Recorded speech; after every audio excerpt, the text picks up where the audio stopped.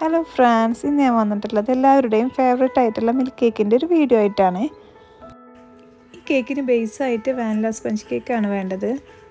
അങ്ങനെ ഞാൻ milk cake sale ചെയ്യണ ഒരു ബോക്സ് എടുത്തിട്ടുണ്ട്. അതിൽ ബേസായിട്ട് വാനില സ്പഞ്ച് വെച്ചു. പിന്നെ 3 മിൽക്ക്, അതായത് കണ്ടൻസ്ഡ് മിൽക്ക്, ഇവാപ്പറേറ്റഡ് മിൽക്ക്, നമ്മൾ ഫ്രഷ് ക്രീം. ഇനി ഫ്രഷ് ക്രീം ഇല്ലെങ്കിൽ വിപ്പിംഗ് ക്രീം യൂസ് ചെയ്താലും മതി. ഈ 3 മിൽക്കും ഒരു ബൗളിലിട്ട് മിക്സ് ചെയ്യുക. കേക്ക് ഫോർക്ക് കൊണ്ട് ചെറുതായിട്ടൊന്ന് കുത്തിയിട്ട് ഈ ലിക്വിഡ് ഒഴിച്ചിട്ട് സോക്ക് ചെയ്യാൻ വെക്കാം. പിന്നെ വിപ്പിംഗ് ക്രീം നമ്മൾ കേക്കിലേക്ക് ബീറ്റ് ചെയ്യുന്ന പോലെയല്ല, കുറച്ച് ലൂസായിട്ട് ബീറ്റ് ചെയ്തിട്ട് മുകളിൽ ഇങ്ങനെ ഡെക്കറേറ്റ് ചെയ്യുക. ഇത് ഞാൻ വലിയ സ്റ്റാർ നോസിൽ കൊണ്ടാണ് കേട്ടോ ചെയ്യുന്നത്. അല്ലാന്നുണ്ടെങ്കിൽ പൈപ്പിംഗ് ബാഗിൻ്റെ അറ്റം കട്ട് ചെയ്ത് ജസ്റ്റ് ഇങ്ങനെ കൊടുത്താലും മതി.